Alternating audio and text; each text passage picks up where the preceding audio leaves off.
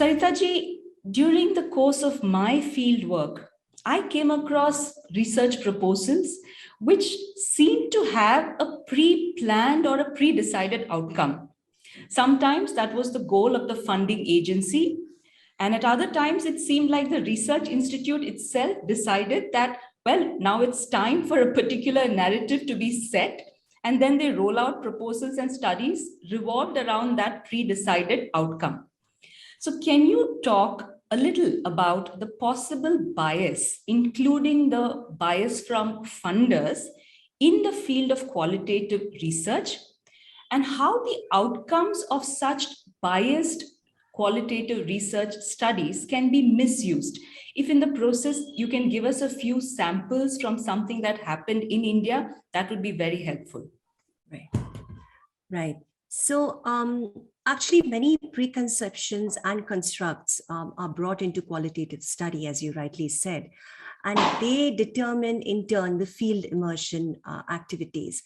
So funders, of course, can skew the outcomes due to their predetermined mandates. In fact, they often seek anticipated outcomes from projects, which is further exacerbated by two things, that is paucity of time and financial resources.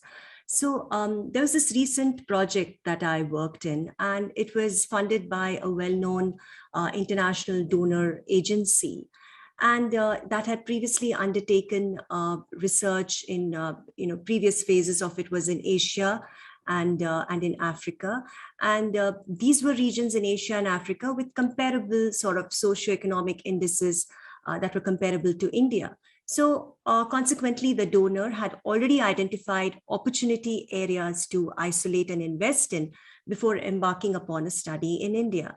Now, in my interactions with foreign donor officials and the partnering academic institutes for this project, I noticed certain discrepancies. See, the study was termed as an exploratory research enterprise for the Indian team that included myself and my other co-researchers. But it was primarily a corroboration exercise for donors and the International Research Agency. So it was not an exploratory research, but an exercise in excuse me, but an exercise in corroboration. And there were previous requirements from the donors in terms of specific observations and findings that they wanted to be included in the study report from India. So it became clear when I met a donor representative and some other researchers after a month of field immersion. And this particular donor official told me in the course of our discussion, he said, now I'm quoting, quote unquote, he said, we have done parts of Africa and Asia and we got communitarian tension. Now bring us religious, economic and caste tension. You can get these quotes from participants. You will get that in the northern locations of India. Just bundle that up with some sort of identity sort of a thing. And, that's what they said. Now, the thing is, while scholars influence data, I am not denying the fact that scholars with their biases, researchers with their biases do influence data, but donors determine its direction. So in fact, there was an increasing pressure from donors every other day that field observations should be reported to them on an everyday. Fair enough, which is good enough. But then that quickly changed to delivering insights on a weekly basis. So raw findings were quickly modified into research insights and takeaways and was handed over to them. So unverified claims from preliminary interviews were put forth as insights.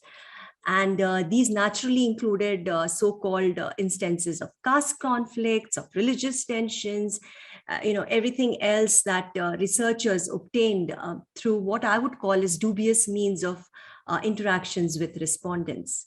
So participants' individual outcomes in this process were positioned as explanations for larger social outcomes.